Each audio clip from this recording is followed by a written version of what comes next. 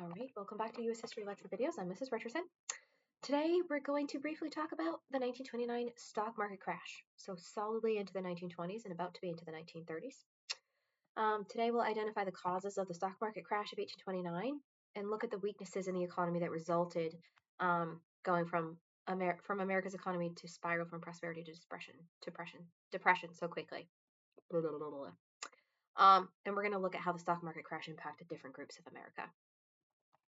So the 1920s, remember, was a decade of prosperity and optimism.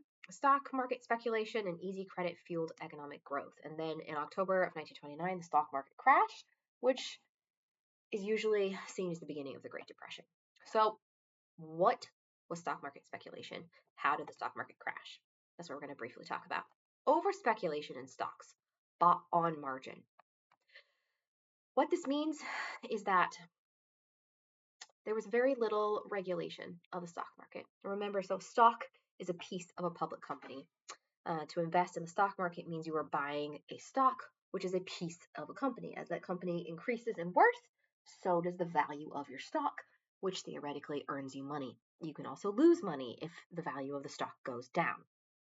So many people had bought stocks, but they had bought them on margin, which meant they had actually borrowed in order to invest in the stock market.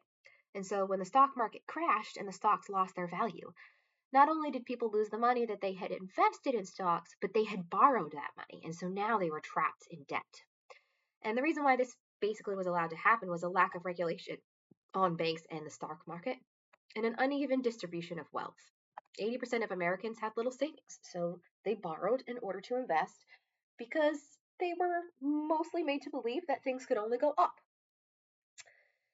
So when the stock market crashed, public confidence turned to panic, and it spiraled downhill. So on Black Tuesday, October 29th, 1929, there was $14 billion in stock value wiped out, which is essentially $14 billion of stock value lost. $14 billion lost. People who had invested rushed to sell their stocks at any price to help mitigate their losses. Any money they could get back out was better than nothing.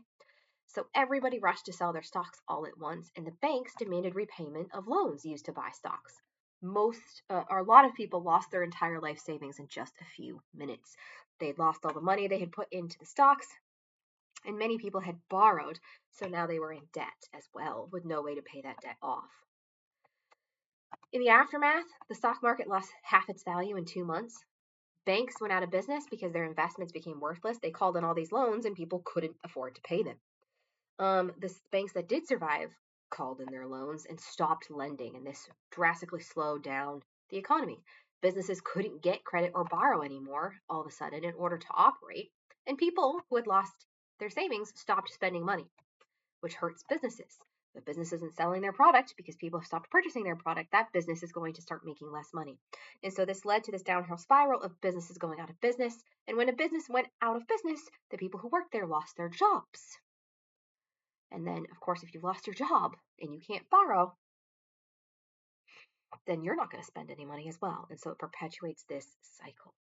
Production and construction declined sharply very quickly, and unemployment rised. In less than a year, it tripled. And by 1933, 4 years later, unemployment had reached 25%. Those who were still employed often saw a cut in their wages and salaries, and some entire industries nearly shut down. Unemployed workers and their families faced many challenges, including any payments that they had, struggling to pay them, and eventually many people were struggling to eat. Over 9,000 banks failed between 1930 and 1933. Depositors, people who had put their money into the bank, freaked out because if a bank went out of business, you lost your money. Banks today are now federally insured up to a certain amount by the national government as a result of what happened in the 1930s.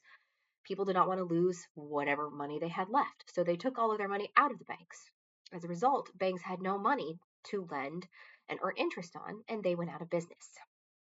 Many Americans lost their life savings when banks collapsed. This affected people's trust in the financial institutions, right? Now you see people, whatever money they might have, hiding, in a coffee can, cash, right? Because they couldn't trust the banks. Marriage and birth rates declined, and many families struggled with poverty. Children often left school to work or beg, and some families became homeless and forced to live in shanty towns called Hoovervilles because the vast majority of the public who were suffering blamed the president for not intervening more. More women entered the workforce to try and support their families, facing discrimination and lower wages than men. Some states actually passed laws that made it illegal for married women to work. Women often took on what was called pink collar jobs, like secretaries or telephone operators, to try and keep their family afloat. African Americans and minority groups suffered even more. They faced even higher employment rates. They were discriminated against, right? If there was a line of 20 people looking for a job, it often went to the white male, not someone who was black or a woman or elderly or super young. Increased competition for scarce jobs led to even more racial tensions. Rural farmers also struggled. Crop prices were already low, and 750,000 farms were foreclosed upon between 1930 and 1935. The Dust Bowl also brought devastation. Some farmers burned their crops for fuel when the prices fell too low. And essentially, the Dust Bowl we'll talk about in a little bit more detail, but sort of a delayed consequence to over farming. Private charities and local relief efforts tried to help. Religious organizations would create soup kitchens, but they were swarmed, overwhelmed, could not keep up, or would run out of food before they reached the end of the soup line. Teachers and police sometimes used their own pay in order to help others. Some cities and states created limited welfare programs, but the unemployment was so widespread that local and private relief efforts could barely touch what was happening. Why didn't the government do more? Well, President Hoover is very much blamed for the Great Depression for a variety of reasons, but he initially claimed that the economy was fine. He believed that it would come back on his own if the government was limited in its intervention. He resisted direct federal aid to citizens and rather tried to help the economy from a distant approach, like loaning money to banks and businesses.